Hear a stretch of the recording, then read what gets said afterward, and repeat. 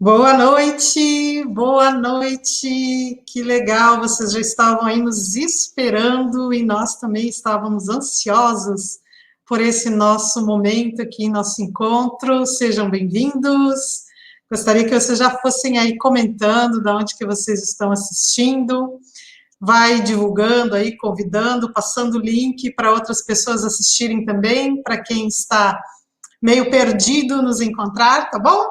Que vai ser uma alegria nós, hoje, essa noite, conversarmos um pouquinho, estarmos a sós, né? Hoje, a nossa live, nós não temos um convidado, mas nós vamos conversar, nós, né, vamos trocar algumas ideias, eu gostaria que vocês já fossem comentando aí o que vocês sabem, conhecem, têm curiosidade sobre o tema dessa noite, Rainha Nefertari, tá bom?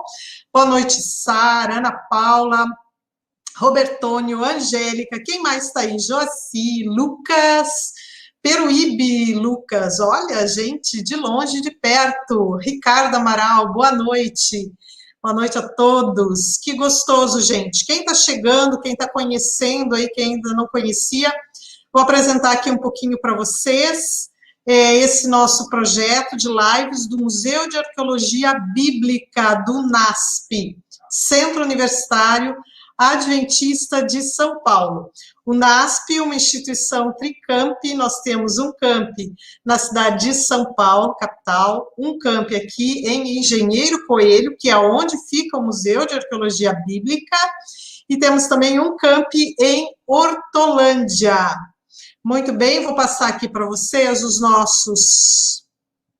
nossas páginas aí no Instagram, no Facebook, para vocês conhecerem mais e ficarem informados aí de quando nós tivermos uma programação. A cada 15 dias nós temos uma live alternando com convidados e uma live comigo sobre arte e arqueologia, tá bom? Então a gente quer sempre estar aí juntinhos, que bom que vocês estão chegando, estão gostando da nossa programação.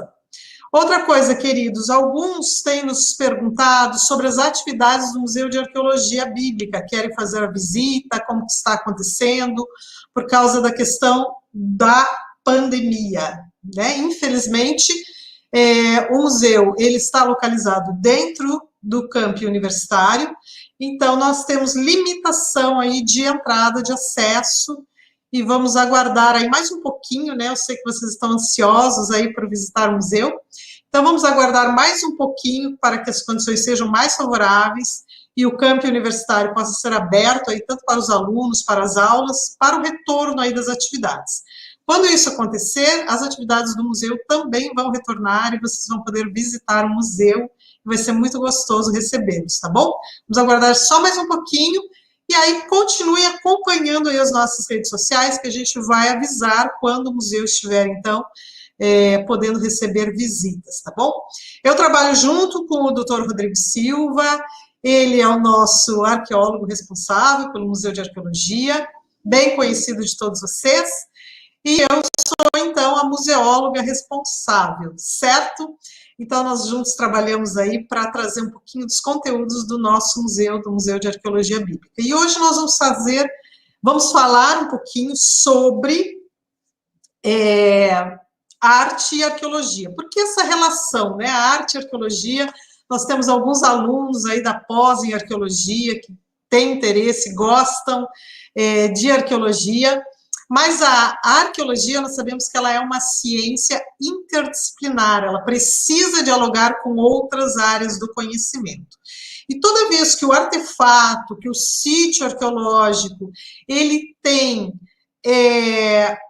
algum registro iconográfico, ele tem imagens, ele tem desenhos, seja no artefato, seja no sítio, como é o caso de hoje, que nós vamos estudar aí, a tumba da rainha Nefertari, que dentro dessa tumba nós temos muitos registros iconográficos, as duas ciências devem conversar, a arte e a arqueologia, certo? Para que a gente possa aproveitar mais e aprender mais sobre o passado. Boa noite, Vanessa, Riandra, quem mais está por aí, gente? Vai dando uma boa noite, diz de onde está assistindo. fala para a gente o que sabe de Nefertari, alguma dúvida que tenha, certo? Boa noite, vão chegando aí, gente, vamos comentando, certo?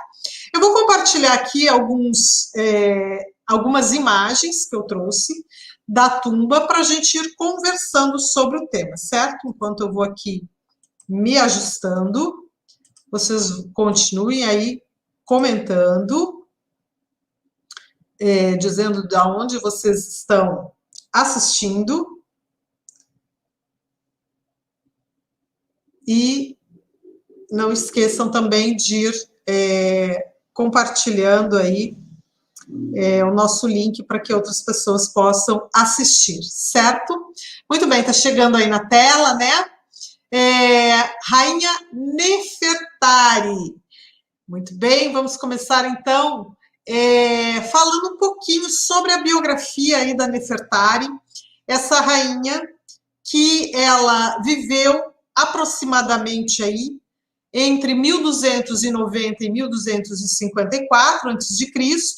Então, Nefertari, ela viveu 36 anos.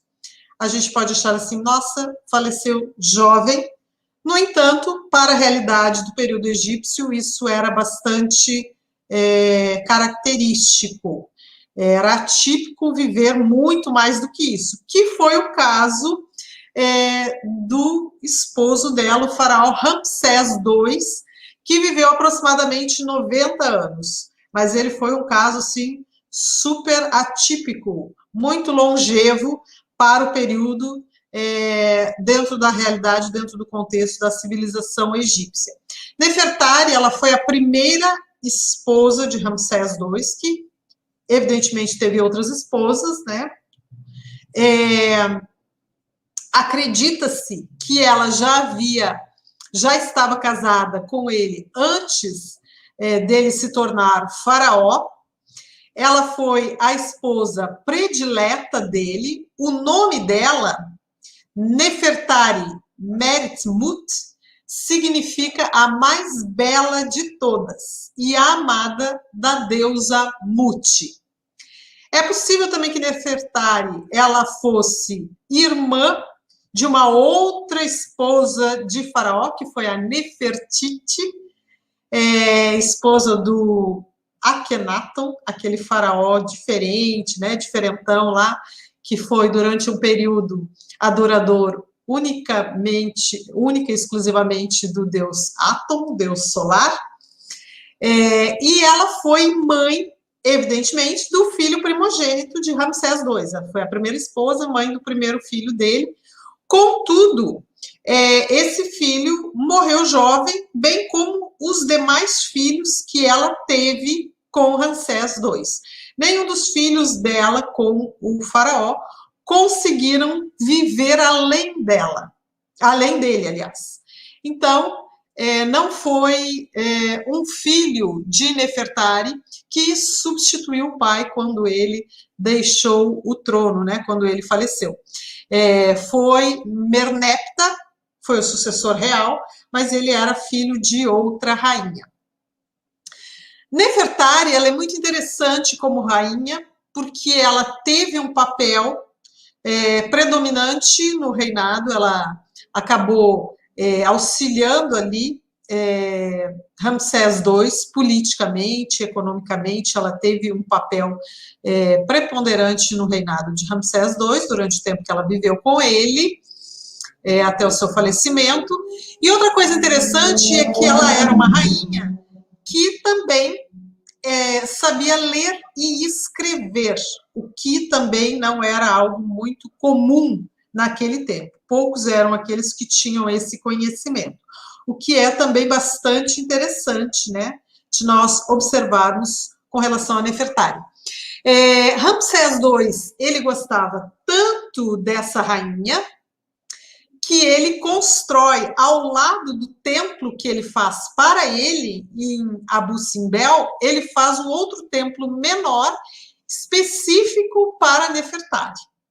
Então, vejam que ela era realmente uma esposa bem predileta. Aqui a gente tem uma imagem, inclusive, da frente desse templo, um detalhe aí da fachada desse templo, onde a gente tem duas esculturas de tamanho monumental aí, uma de Ramsés, e do lado aí a esposa, então, Nefertari, personificada como deusa Hathor, aquela deusa do amor que também tinha chifres de uma vaca, deusa do amor. Gente, vão comentando aí, vão fazendo os seus comentários a respeito de Nefertari. Muito legal que vocês estão aí nos acompanhando aí os conteúdos do Museu de Arqueologia. Nefertari vai ser, então, essa rainha bastante importante. Vejam aqui por essas esculturas outra característica, né? Eu vou falar um pouquinho sobre a arte egípcia, e uma das características da arte egípcia é que ela é uma arte hierárquica. E como que a gente percebe isso? As figuras que são feitas em tamanho maior, elas são consideradas mais importantes.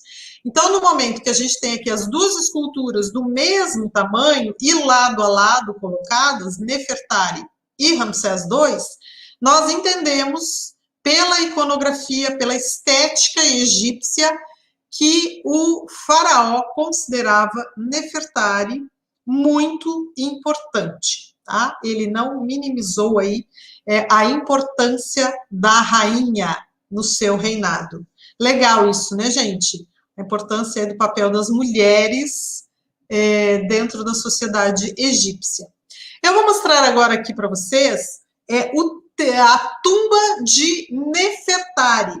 Essa tumba, ela fica no Vale das Rainhas, foi colocada lá, então, na cidade de Luxor. Do lado do Vale dos Reis, nós temos o Vale das Rainhas, que era, então, 2 espaços aí funerários, na antiga cidade de Tebas.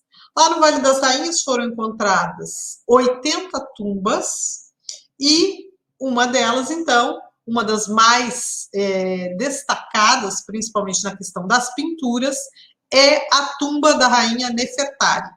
A gente tem aqui uma imagem, uma ilustração do interior da tumba, para vocês terem uma ideia do tamanho, das dimensões dessa tumba. Ela tem aproximadamente 520 metros quadrados. Nós chamamos esse tipo de tumba egípcia de hipogeu. O hipogeu é uma tumba escavada na rocha, diferentemente das pirâmides, né, que nós vimos na última live que o professor Francisco explicou para a gente sobre as pirâmides, que elas foram construídas aí no Antigo Império, e agora, no Médio Império, nós não temos mais a construção de pirâmides, e nós temos, então, os chamados hipogeus, que são essas tumbas que eram escavadas, então, em pedras. Repetindo, 520 metros quadrados e aproximadamente aí 2,4 metros de altura. Alguns espaços têm mais, né, são mais altos, e outros um pouquinho mais baixos. Nós vamos ter aí 2 grandes salas. Essa primeira sala aqui é maior. Depois nós vamos ter uma escadaria, onde nós vamos ter uma outra sala também de grandes dimensões. É interessante nós observarmos também que existem outras salas menores aqui, próximas ao lado, como se fossem aí anexos da grande tumba da rainha Nefertari. A tumba foi descoberta em 1904, junto com as outras tumbas aí do Vale das Rainhas, e ela está, então, enterrada a 12 metros da rocha. Dentro da tumba é bastante interessante que ela tem muitas decorações, como eu disse para vocês, tem muitas imagens, muitas pinturas, que representam aí ilustrações do que a gente chama de livro dos mortos, que na verdade são aí ritos e também muito da representação religiosa do que os egípcios entendiam a respeito da questão da morte. Nós temos aqui a entrada da tumba, a imagem aqui ao lado, de como que é a entrada da tumba. A visitação, ela custa aí aproximadamente 90 dólares, então quem quiser aí visitar, né, quem puder, tiver condições de ir até o Egito e visitar, quem faz a visita diz que vale muito a pena, justamente por ser aí uma das tumbas que tem o maior número aí de imagens, de decoração, ela é bastante interessante, mas pode permanecer apenas alguns poucos minutos e também há restrições aí para fazer fotografias no interior da tumba, certo? É isso aí, gente. Aqui eu trouxe agora uma planta de como que é essa tumba, para vocês terem uma ideia melhor. Tá? A entrada aqui, aquela primeira escadaria de entrada, que já vai descendo. Aqui uma das grandes salas, né? Essa aqui é a sala onde está esse número 2, e depois nós temos a outra sala aqui com o número 8, que é a sala do sarcófago e a sala onde ficavam os tesouros. Quando a tumba da Nefertari ela foi encontrada, ela já foi encontrada saqueada, tá bom? Então, os tesouros já não estavam mais, nem mesmo também o corpo, o sarcófago dela também já havia sido violado. Eles encontraram apenas alguns fragmentos de ossos da parte dos joelhos, que eles acreditam ser de Nefertari, que estão expostos no museu. Como eu disse para vocês, tem outras salas menores aqui, agregadas, tá? Onde nós temos também muitas pinturas. Há um pequeno santuário aqui ao fundo e outras salas, então, anexas. Bom, dentro da tumba da Nefertari, o que nós vamos encontrar? Muitas pinturas e inscrições. Qual o tema dessas pinturas e dessas inscrições? São narrativas da viagem de Nefertari para o além. Como eu disse para vocês, são pinturas que representam aí os conteúdos do chamado Livro dos Mortos, que eram as crenças egípcias a respeito da vida após a morte. Nessas pinturas e nessas inscrições, nós temos aí a narrativa de Nefertari fazendo a sua peregrinação, a sua alma já fazendo a sua peregrinação em busca, então, da justificação e da ressurreição.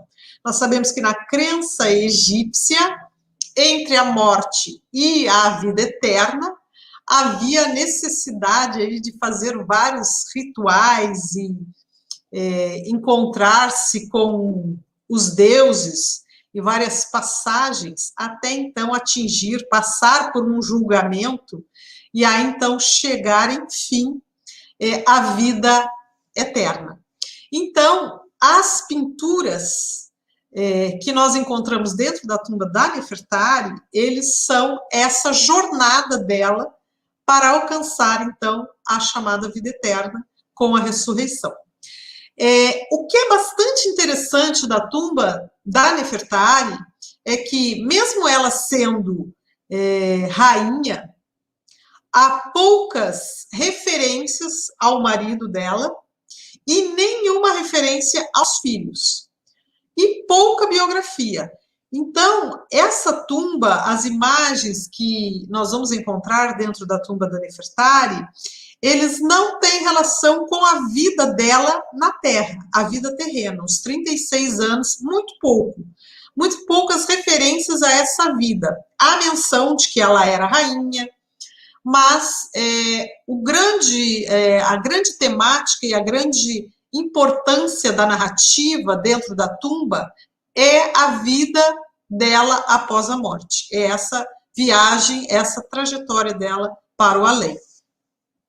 Nas cenas que nós vamos encontrar, são muitas cenas, eu vou mostrar aqui algumas imagens para vocês, não é possível ver todas as imagens, né, porque seria muita coisa, aí vocês vão ter que pagar os $90 e irem até o Egito para assistir, tá bom, queridos? Já é uma desculpa aí, né, para fazer essa viagem.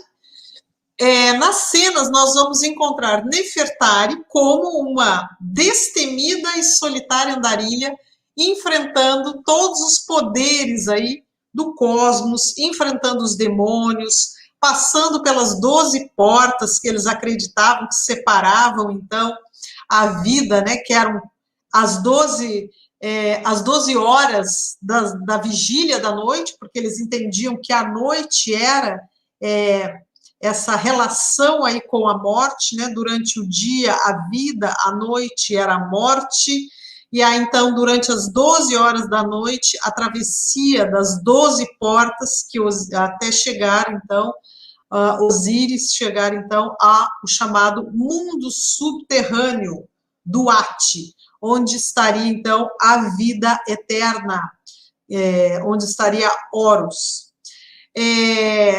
Pela tumba de Nefertari, nós podemos perceber que ela conhecia as fórmulas sagradas, ela foi aprovada em todos os testes e ela chega, então, a alcançar a ressurreição.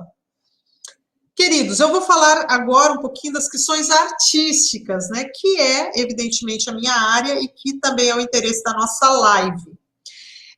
A arte egípcia, ela traz algumas características, a estética egípcia, que são muito importantes. A estética egípcia, ela traz uma arte que a gente chama de figurativa. O que isso significa?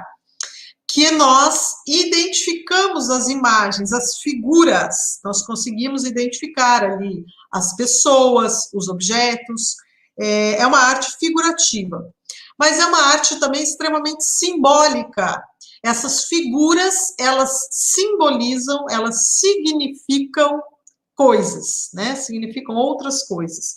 Então, a gente tem que interpretar esses símbolos, que, evidentemente, como eles fazem uma arte que traz tanto as figuras quanto os registros escritos, textuais, por meio aí dos hieróglifos, nós conseguimos com mais facilidade fazer, então, essa interpretação dos símbolos. Ela é uma arte que também a gente chama de esquemática, certo? Porque ela não é naturalista. Quando a gente observa as figuras, nós percebemos que elas não correspondem aí a uma figura real. Como, por exemplo, nós podemos ver aqui a figura da própria rainha Nefertari, certo?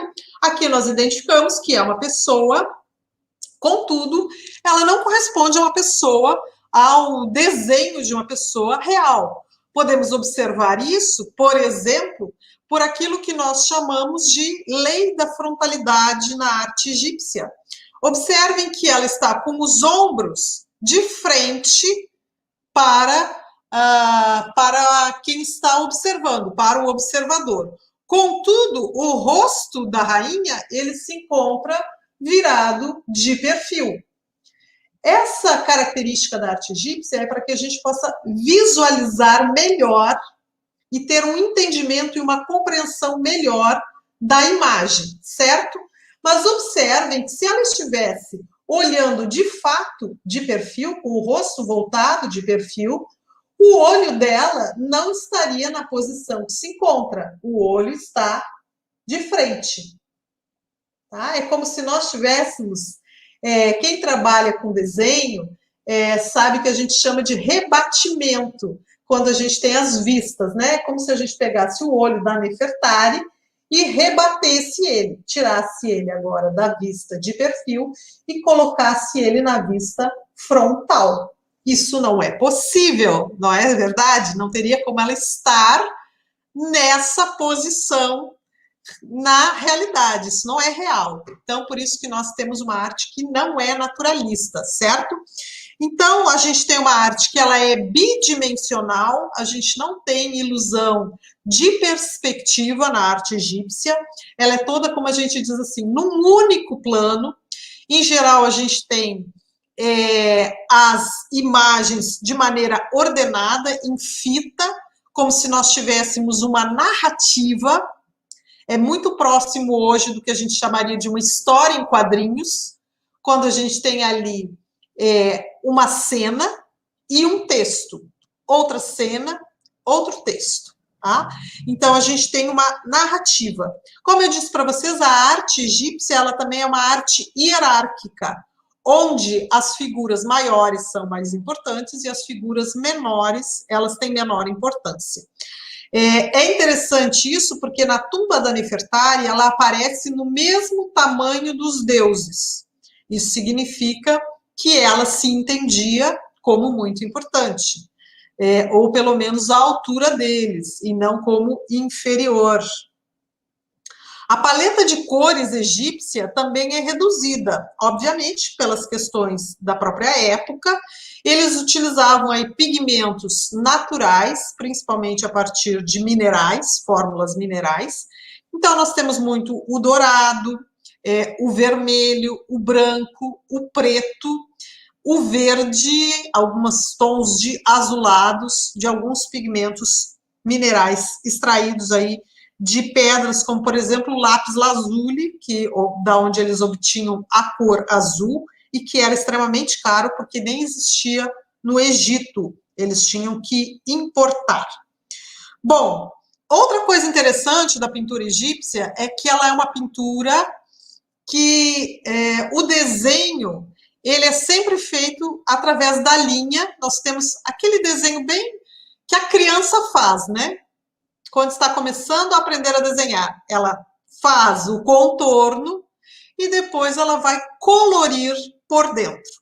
Então, a gente tem sempre uma linha de contorno bem marcada em todas as figuras e depois elas são coloridas e detalhadas com texturas e acabamento por dentro. Outra coisa que nós observamos também na arte egípcia é que ela é uma arte que ela vai permanecer durante os 3.000 anos da civilização egípcia com pouca variabilidade. A estética egípcia ela vai permanecer sempre muito próxima. A gente tem poucas variações. Isso porque a gente percebe que ela tinha não um objetivo tanto estético. Na verdade, a arte egípcia ela pode ser entendida muito mais como uma função de registro, assim como os textos, como as inscrições. Ela serve muito mais com a função testemunhal ou de rememoração, de memória. Então, a intencionalidade de fazer essas pinturas dentro da tumba era de, então, deixar registrado, de testemunhar a vida religiosa e tudo aquilo que Nefertari fez para chegar à vida eterna. E para que isso fosse rememorado, então, pelos deuses. Isso é interessante quando a gente percebe, por exemplo, que essa tumba não foi feita para ser visitada por pessoas vivas. A tumba era lacrada, era fechada. Então, não tinha a intencionalidade de que outras pessoas vivas vissem isso. No momento que ela era enterrada, tudo isso, todas essas pinturas, elas agora, então, ficariam apenas para a vida pós-morte dela. Tá? Isso também é bastante interessante e seria então um registro de tudo aquilo que ela empreendeu para chegar então até a vida eterna. Os egípcios, eles acreditavam no poder da palavra. A palavra tanto falada, no momento que você falava, era como se você estivesse decretando que aquilo ali estaria de fato acontecendo. Isso, evidentemente, essas orações feitas pelos sacerdotes durante o processo, por exemplo, da mumificação, elas eram extremamente importantes, porque essas orações, elas determinavam a ressurreição e a vida eterna para a pessoa morta. Então, ao registrar na tumba dada a ausência e a impossibilidade da palavra falada na tumba, nós temos, então, o registro escrito. Esse registro escrito tinha essa finalidade. Então, a tumba, as pinturas dentro da tumba não eram uma decoração da tumba. Elas eram com uma forma de você, então, registrar, testemunhar, no caso aqui, que Nefertari, ela vai fazer essa peregrinação, ela vai estar diante dos deuses, ela vai fazer todos os processos necessários para chegar, então, ao além e à ressurreição. E para que os deuses pudessem, então, comprovar e observar tudo aquilo que ela fez para chegar a esse estágio e ser, então, aprovada. Isso é bem interessante quando a gente pensa na cultura judaico-cristã, dado que no livro de Gênesis é dito que Deus falou e tudo se fez. Então, a palavra falada, ela tem o poder de fazer acontecer. Então, a mesma coisa é com a palavra escrita ou com o desenho. Então, tanto é que as inscrições egípcias, elas são desenhos, na verdade, né? Então, esses desenhos, essas inscrições, essas imagens, elas atuam muito mais nesse sentido de inscrições. Certo, pessoal? Vocês estão conseguindo me acompanhar aí? Espero que sim. Queridos, outra questão extremamente importante, tá? Nós vamos observar que há pouca variação das figuras. Por exemplo, Nefertari vai sempre aparecer assim, vestida de branco, com esse vestido translúcido, justo, amarrado na cintura, sobre os ombros nós temos um chale, o vestido vai até os tornozelos, ela traz essa coroa aí, essa corrente, né, esse colar de ouro, e também depois nós vamos falar um pouquinho desse chapéu dela, que é um chapéu aí sagrado.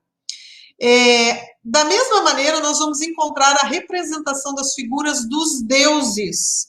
Eles sempre aparecem da mesma maneira. Cada deus tem a sua iconografia característica. Os deuses egípcios, eles tinham a característica de serem representados como figuras antropomórficas, ou seja, com características humanas. Então, eles tinham, às vezes, o corpo humano e a cabeça de um animal, ou então com características zoomórficas, apareciam só na forma de um animal, uma vaca, um boi, um carneiro, uma rã, um sapo. Então, os deuses assumiam essa forma. Eles também tinham características não só físicas misturadas aí de homens, de animais, mas também as características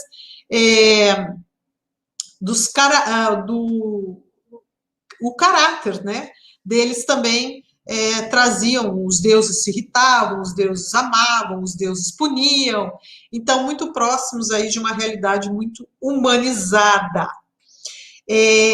Eu acho interessante essa questão de Nefertari e dos registros das tumbas, não exclusivamente a tumba de Nefertari, mas as outras tumbas também trazem esses registros, essas cenas, de deixar registrado aí para que os deuses pudessem, então, comprovar e testemunhar o processo aí de Nefertari na sua caminhada em direção ao além, porque eu fico pensando no contraste com o Deus de Israel. Se nós pensarmos que quando Moisés se apresenta diante de Faraó, e a época da rainha Nefertari, nós acreditamos que possivelmente Moisés já tenha saído com o povo do Egito, porque o povo sai do Egito há duas possíveis datações, entre 1400 e 1200 anos antes de Cristo. Então, a época da rainha Nefertari é bem possível que Moisés já tenha saído do Egito. E quando Moisés vai perante o faraó para tirar o povo de Israel do Egito, ele diz que o Deus Eu Sou havia enviado ele até o Egito para, então, levar o povo para sair do Egito. É interessante quando ele usa essa expressão, eu sou, né? Um Deus que agora, isso está relatado lá em Êxodo, capítulo 3, esse Deus que ele é um ser absoluto, ele pode todas as coisas, diferentemente dos deuses egípcios. Nós vamos ver aqui dentro da tumba de Nefertari muitos deuses. Nós temos representados, eu vou mostrar aqui, nas cenas que eu vou mostrar, 20 deuses, e isso não são todos os deuses, né? Há mais ainda que eu não trouxe aqui nas imagens. Desses deuses, 7 deusas femininas, 13 deuses, né? Masculinos, do gênero masculino. Cada deus tinha uma função diferente e específica nesse processo. Então, os deuses seriam, vamos dizer assim, limitados. Eles faziam uma parte, né, dentro do contexto aí da religião egípcia. Ele era responsável pela proteção, o outro por prover o alimento, o outro para, então, fazer essa passagem. Então, cada deus ocupava uma função diferenciada e específica. E o Deus de Israel, o qual Moisés foi representar perante o faraó, ele se apresenta de maneira diferente. Ele se apresenta como um único Deus e um Deus absoluto. Eu sou. E outra coisa que é bastante interessante nesses registros é que os deuses egípcios, né, a necessidade dela registrar toda essa trajetória para que ela pudesse, então, testemunhar perante os deuses daquilo que ela passou para chegar, então, até o além, isso nos causa um questionamento. Será que os deuses egípcios, eles esqueciam e havia a necessidade de serem relembrados do que Nefertari fez para então chegar ao além? Se os deuses esqueciam, mais uma vez nós podemos contrastar com o Deus de Israel. O Deus de Israel é o Deus que não esquece. Nós podemos lembrar, né, da expressão lá em Isaías, capítulo 49, verso 15, que nos diz que ainda que uma mãe se esquecesse do seu filho, Deus jamais se esquece de nós. Então, Deus de Israel é um Deus que não esquece, diferentemente dos deuses egípcios. Mas vamos entrar logo nessa tumba, certo? Vamos lá, gente. Aqui a gente tem a entrada da tumba, a escadaria aqui, e aí vocês já podem ver as paredes cobertas de pinturas. O teto de toda a tumba, ele é pintado nessa cor azul escura, com estrelas, com essas figuras de estrelas. E as paredes, então, elas são cobertas de inscrições religiosas. E várias vezes é mencionado o nome de Nefertari neste medalhão heráldico, medalhão aí na cor dourada, com o nome da rainha Nefertari nessa inscrição. Então, toda vez que vocês virem essa inscrição aqui, é o nome de Nefertari, certo? Aqui, algumas imagens do interior, então, da tumba. Após a chegada aqui, descendo a escadaria, nós vamos ter essas imagens. É interessante de nós observarmos aqui muitas pinturas e muitas inscrições, todas as paredes cobertas de pinturas, e o teto sempre com essa visão do céu estrelado.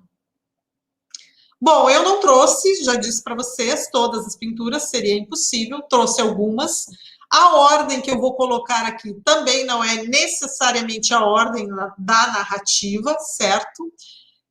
Também não seria possível dar conta de tudo isso, mas eu trouxe algumas das pinturas que eu achei mais imagens de melhor qualidade e mais destacadas. Vamos conversar um pouquinho sobre elas. Esta primeira pintura que eu trouxe aqui é uma cena da rainha Nefertari sentada ao trono, jogando um jogo de tabuleiro, que nós chamamos de Senet. Aqui atrás, né, nós vemos a inscrição sobre ela, e aqui o nome dela registrado, como eu já disse para vocês, que vai aparecer várias vezes a inscrição do nome dela. Quando ela joga, então, essa partida de Senet, essa ideia significa, a palavra Senet significa passagem. Então, a travessia para o mundo da morte até chegar ao mundo do além seria uma passagem, seria um jogo, seria possível ganhar ou perder, conforme fosse a estratégia aí do jogador, conforme ele se saísse aí, então, em todas essas etapas. Então, ao jogar Senet, Nefertari estaria abrindo os caminhos em direção à vida eterna. Vejam que ela disputa o jogo com um rival invisível, que é o destino. Ela segura o cetro na sua mão, para evidenciar aí que ela era a rainha, e também a gente vê que ela está vestida, como eu disse para vocês, com as características aí do vestuário sempre permanecendo idêntico, e ela, então, ao fazer este jogo, ao jogar, ela consegue libertar a sua alma. E a próxima cena, a cena seguinte, que está ao lado desta aqui, dela jogando, é a cena dessa ave, que é uma chamada, uma cegonha, no formato de uma cegonha, que é entendido como o Ba. O Ba nada mais era do que a personalidade da rainha. Então, no momento que ela joga, ela liberta o seu Ba, que sai do seu corpo, e agora tem a possibilidade de viver livre. A sua personalidade está agora livre para enfrentar, então, a travessia do mundo dos mortos. Outra cena que nós vamos ter é a cena de Nefertari fazendo, então, as suas oferendas. Aqui nós vemos Nefertari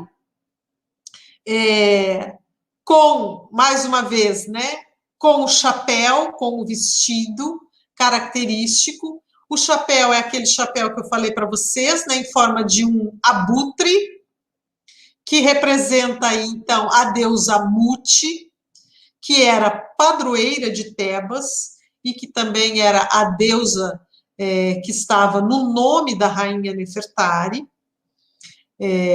A gente vê que o bico se projeta sobre a testa da rainha e as asas cobrem sua cabeça, protegendo, então, a rainha. Nós vemos o colar de ouro largo e ela, então, segura 2 potes com libações, oferendas aí, sobre um altar. Neste altar, nós vamos ver representados aqui frutas, pães, vegetais, cortes de carne, ou seja, oferendas aí para os deuses, fazendo parte aí do ritual. Nas inscrições aqui, tudo isso está descrito. São orações, aqui vemos o nome dela, mais uma vez. São orações, então, dedicatórias, fazendo parte, então, do ritual das oferendas. Diante de Nefertari estão aqui 3 deusas, para quem ela faz a sua oferenda. A deusa Ísis, a sua irmã Néftis e também a deusa Mate. As duas primeiras deusas, elas estão sentadas sobre tronos e elas estão segurando essa figura aqui, esse desenho, que representa o Anki, que é uma cruz com uma alça. O Anki representava a vida. Então, vejam que as duas deusas estavam, então, segurando a vida. Aqui nós temos o nome de Nefertari, preso em um outro símbolo, que a gente chama de o símbolo Sem, ou Shen, que era um círculo perfeito, que representava proteção. Então, aqui, a deusa Mate, ela está segurando essa proteção com o nome da rainha Nefertari. As rainhas seguram também cetros, representando, então, que elas eram deusas reais, deusas que protegiam aí a realeza. E nós temos, então, Mate, que era a deusa da verdade, essa última deusa aqui, com as asas abertas. Ela era a deusa da verdade, da justiça, da retidão e da ordem. Ela era também esposa do deus Thoth e também irmã do deus Osíris. Era ela que carregava uma pena, que nós vemos aqui, a pena sobre sua cabeça, já que ela era a representante, né, a deusa da verdade e da justiça, era a pena que ela carregava na cabeça, que era colocada, então, pesada, junto com o coração. Eles colocavam numa balança, diante do deus Osíris, a pena da cabeça, então, da deusa Mate, e o coração do morto. Se o coração fosse mais leve do que a pena da deusa Mate, essa pessoa, então, seria justificada. Então, vejam que Nefertari faz oferendas aí para essas três deusas. Nós vemos aqui em uma outra imagem, essa cobra, essa serpente com asas também. E aí a gente pode lembrar aí, no livro de Gênesis, que Satanás ele vai aparecer diante de Eva por meio de uma serpente que tinha asas. Aqui vemos também o nome de Nefertari, protegido aí pelo símbolo Sem, o símbolo da proteção. E nós vemos também essa mesma cartela com um disco solar de proteção no topo, e essa serpente, ela representava, então, os faraós, ela era uma representação dos faraós. Vejam que ele também carrega aqui um símbolo da proteção. Então, essa serpente, que se chamava Uraeus, era uma serpente que representava aí a soberania dos faraós. Outro detalhe aqui das colunas da tumba de Nefertari, onde nós temos duas deusas, a deusa Serquê, que era uma deusa que protegia o sarcófago dos mortos. Ela sempre é representada com um escorpião na cabeça, mais uma vez aqui o nome de Nefertari. E aqui também a deusa Neite, que era a deusa da guerra, que era representada com um escudo na cabeça.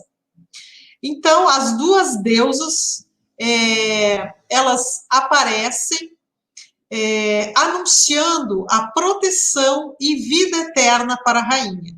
Nessas inscrições aqui ao lado, nós temos as deusas, então, falando para Nefertari, a grande esposa do rei, senhora das duas terras, senhora do Alto e Baixo Egito, Nefertari, amada de Mute, justificada antes de Osíris, que reside no oeste. Eu concedo a você um lugar dentro do reino dos mortos, para que você possa aparecer gloriosamente no céu como Ra. Então, ao chegar ao céu, elas estão aqui já prometendo para ela que ela iria alcançar o céu e ela seria, então, semelhante aos deuses. Temos aqui uma outra imagem de uma múmia ao centro, com uma cabeça de carneiro e o disco solar na cabeça. Essa múmia, ela representa, então, o deus Osíris, mas também o deus Ra. É bastante interessante que Osíris e Ra representam os dois poderes, a terra e o céu. Então, ambos os deuses coexistindo na mesma figura, representando aqui, então, os dois deuses existindo na mesma figura em coexistência, e ao lado dele, então, dos dois deuses, nós temos as duas rainhas, as duas deusas assistindo, Néftis e Ísis, assistindo, então, os deuses Osíris e Ra coexistindo na múmia. Temos aqui uma outra cena nessa narrativa de Nefertari, onde ela é conduzida pela deusa Ísis, a deusa Ísis a toma pela mão e a leva diante do deus Ra, que aqui está. Aliás, diante do deus Kefri, que aqui está. O deus Kefri, ele era representado com a cabeça de um escaravelho, e ele era o responsável por fazer o deus Ra nascer. Ele tinha, então, essa atribuição de fazer a cada dia Ra nascer. O nascer do sol representava o nascimento, o renascimento de Ra. Então, aqui Ísis conduz Nefertari até diante do deus Kefri. Ísis, nas inscrições aqui, vai dizer, então, venha, grande esposa do rei Nefertari, amada de Muti, eu fiz um lugar para você na necrópole. E Kefri, então, vai prometer a ela, eu dou a você a eternidade como Ra, eu dou a você a aparência de Ra no céu, eu dou a você um lugar na terra sagrada. Então, Nefertari, ela buscava não apenas ir para o céu, mas também ser semelhante aos deuses. Mais um episódio aqui, onde Nefertari agora é apresentada por Horus, agora ela vai ser conduzida por outro deus, que é o deus Horus, diante de Ra e diante da deusa Hathor. E aqui os deuses também vão prometer para Nefertari um lugar na terra sagrada, uma vida tão longa quanto a de Ra e uma eternidade com vida, estabilidade e domínio. Nessa outra cena, nós temos então Nefertari fazendo uma oferenda ao deus Ptah. O deus Ptah era o deus da tecelagem e do artesanato. E é por isso que Nefertari traz oferendas de linho para esse deus. O linho ele era muito importante nas cerimônias de mumificação. Então, esse deus era homenageado então por meio dessas oferendas de linho feitas por Nefertari. Nessa outra cena, Nefertari agora está diante do deus Thoth, que era o deus com a cabeça de um pássaro, um pássaro chamado Ibis. E ele era o deus da escrita, por isso que nós vemos aqui, né, os instrumentos de escrita. Ele era um escriba, deus dos escribas. Ele era o responsável, então, por registrar, após a pesagem do julgamento, com a pena e o coração, ele que registrava, então, se o morto havia sido aprovado ou não. Então, nós vemos agora Nefertari diante do deus Thoth. Temos aqui Nefertari também trazendo oferendas para Osíris e os 4 filhos de Horus, e Nefertari também fazendo oferendas para o deus Atum, Deus criador do universo. E aqui nas inscrições nós vemos o seguinte registro: a apresentação de oferendas por sua filha, a grande esposa do rei, dona das 2 terras, Nefertari, amada de Mut, justificada. Então vejam ela passando pelas oferendas para poder então alcançar a justificação. Aqui também nós temos bois e vacas para serem oferecidas, esses animais oferecidos para o deus Ra. E mais uma vez nas inscrições, que você conceda pão e cerveja, ofertas e provisões para meu espírito, e conceda que minha alma possa estar com você. É o pedido que ela faz então a Ra, que ela tivesse então fartura de alimentos para o seu espírito na vida eterna, e também que a sua alma pudesse habitar então junto de Ra. E para isso então ela faz oferendas de animais.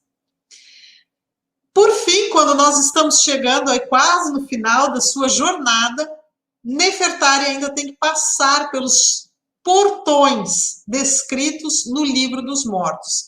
E em cada portão, então, um desafio. Ela tinha que falar palavras sagradas para que pudesse, então, conseguir atravessar esses portões. E em cada um dos portões, nós encontramos guardiões de Osíris empunhando facas, o que demonstra que atravessar esses portões não era também algo fácil. E aí, então, Nefertari tem que atravessar esses 12 portões antes de conseguir chegar, então, à vida eterna. E ela alcança, finalmente ela chega, então, na cena final da capela mortuária.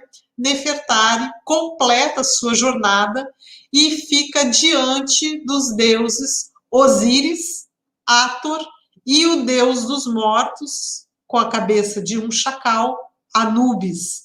E essa capela, então, onde é colocado o sarcófago, voltado, então, para o oeste, que era o local onde o sol se punha. E nesse local, então, era entendido pelos egípcios como sendo o mundo dos mortos. Então, ao chegar diante, ao termos essa cena registrada, vemos que Nefertari, ela alcança finalmente, então, a jornada para o além. Queridos, vocês conseguiram me acompanhar aí até esse momento cansativo da nossa jornada? Imaginem que se essa jornada já foi cansativa para nós, imagine para Nefertari. Eu acho, assim, fazendo uma análise, de todo esse processo pelo qual Nefertari passa, e a gente trouxe apenas algumas das cenas, nós vemos que Nefertari, ela precisa fazer uma série de rituais para alcançar a vida eterna. Ela vai fazer sacrifícios, orações, ela vai ter passagens desafiadoras, ela vai ter que fazer oferendas, ela vai ter que recitar aí uma série de rituais e orações diante dos deuses, para então conseguir chegar finalmente à vida eterna. Quando nós olhamos essas imagens, essas figuras, essa tumba, talvez nós tenhamos uma visão romantizada do que era a religião egípcia. Porque se nós pararmos para pensar, essa era, como nós vimos já na última live do professor Francisco, uma religião extremamente elitizada. Quem podia fazer tudo isso? Todos esses sacrifícios, passar por todos esses rituais, todas essas oferendas para atingir a vida eterna? Evidentemente, só pessoas que tinham muitos recursos é que conseguiam, então, realizar todas essas oferendas e rituais durante a sua vida e alcançar, então, a vida eterna. Outra coisa, me parece que essa era uma religião extremamente intimidadora, porque não me parece que Nefertari fazia tudo isso de maneira, vamos dizer assim, tranquila. Me parece que tudo era muito desafiador, e como a gente vê lá no início, né, a cena de que tudo isso era um jogo, era muito arriscado. Ela poderia conseguir ou não. Isso ia depender muito do desempenho dela em todo esse processo, das suas estratégias para, então, agradar os muitos deuses que ela precisava. Como eu disse para vocês, eu mostrei aqui para vocês 20 deuses que ela precisou agradar, e a tumba tem muitos outros, para então atingir a vida eterna. Então, uma vida eterna muito calcada em uma ideia de justificação pelas obras. Era aquilo que Nefertari fazia que iria garantir a vida eterna. Então, esses muitos rituais, muitas orações, muitas estratégias que fariam com que ela atingisse a vida eterna. E é por isso que nós vamos perceber que na concepção judaico-cristã, ela vai se opor a todo esse sistema religioso de muitos deuses e de uma justificação feita por meio de obras. Isso é bastante interessante, principalmente quando a gente observa esse texto do livro de Josué, no capítulo 24, verso 14, quando Josué, ele diz o seguinte: então Josué disse ao povo de Israel, portanto, agora obedeçam ao Senhor e sirvam-no com sinceridade e lealdade. Joguem fora os deuses que seus pais serviam no outro lado do rio Eufrates e no Egito, e sirvam ao Senhor. Porque nós percebemos que essa religião egípcia era uma religião que não era, a vida eterna não era para todos, a vida eterna, não era algo que os deuses, eles proviam, mas que era necessário que muitas obras fossem realizadas, diferentemente da proposta, então, que o Deus de Israel faz de uma justificação por meio da fé, e também de uma religião onde nós temos um único Deus, o Deus Eu Sou, e não os muitos deuses que precisavam aí agora ser agradados, né, e convencidos por meio desses sacrifícios e dessas oferendas. Queridos, chegamos ao fim da jornada aí da Nefertari, nossa jornada longa, né? Não foi fácil para alcançar a vida eterna. Será, né? Nós hoje sabemos, ela acreditava que para alcançar a vida eterna ela precisava ter o seu corpo mumificado, e o seu corpo foi violado, né? Infelizmente, a sua tumba foi saqueada e violada. Então, pela concepção egípcia, ela teria perdido aí o seu corpo. Queridos, muito obrigada por vocês terem permanecido aqui conosco durante essa jornada. Gente aí de São Bernardo do Campo, de Lisboa, olha que legal, Florianópolis, Balneário Camboriú, Estefânia, família da Lene aí também, que legal, gente. Maués, Amazonas, Riandra, alunos nossos da pós em arqueologia, muito gostoso. Maria Natália, boa noite, professora, eu estou amando cada vez mais a arqueologia. É isso aí, gente, né? A arte, a arqueologia, a história, a teologia, tudo a ver, né? A gente vai aprendendo cada vez mais. Ramsés II a considerava importante porque ela era fértil e poderia dar-lhe sucessor ou uma sucessora, mesmo que isso não tenha ocorrido, Ricardo Amaral. Olha, ou se tratava de outro tipo de importância. Possivelmente ele amava ela, né? Vamos crer assim, Ricardo. Ela era uma mulher bastante interessante, né? Que sabia ler, já era esposa dele antes dele se tornar faraó, possivelmente. Então, entendemos que Nefertari foi realmente uma companheira dele ali no reino, deu os filhos para ele, mas infelizmente nenhum deles conseguiu viver mais que o pai. Essas pinturas tiveram alguma restauração? Sim, Ana Paula, foram restauradas pelo Instituto Getty, dos Estados Unidos. Eles levaram vários anos restaurando essas pinturas, porque elas estavam bastante prejudicadas por causa de atrás delas, uma infiltração de água, né, obviamente, né, umidade aí, mas também com sais que estavam prejudicando. Eles tiveram que fazer essa restauração, impedindo essa chegada dessa umidade, para poder depois abrir ao público para visitação. Muito legal, gente, muito obrigada aí por vocês terem nos acompanhado. Esse conteúdo ele vai ficar lá, aqui no nosso canal no YouTube, né? Então vocês vão poder assistir com mais calma, com tempo, tá? Curtir aí, compartilhar também esse conteúdo à medida que vocês tiverem interesse, certo? Gente, muito obrigada por vocês terem estado conosco. Daqui 15 dias a gente vai ter mais uma live aí com os nossos convidados, certo? Aí fiquem acompanhando as nossas redes sociais para vocês poderem aí saber quem estará conosco. Edson Montes Claros, obrigada, Edson. Kleber, do Rio de Janeiro, obrigada, gente. Muito obrigada aí por vocês terem nos acompanhado nessa live. E até a próxima, daqui mais 15 dias a gente está juntos outra vez, tá bom? Super beijo, Deus abençoe e tenha um feliz sábado.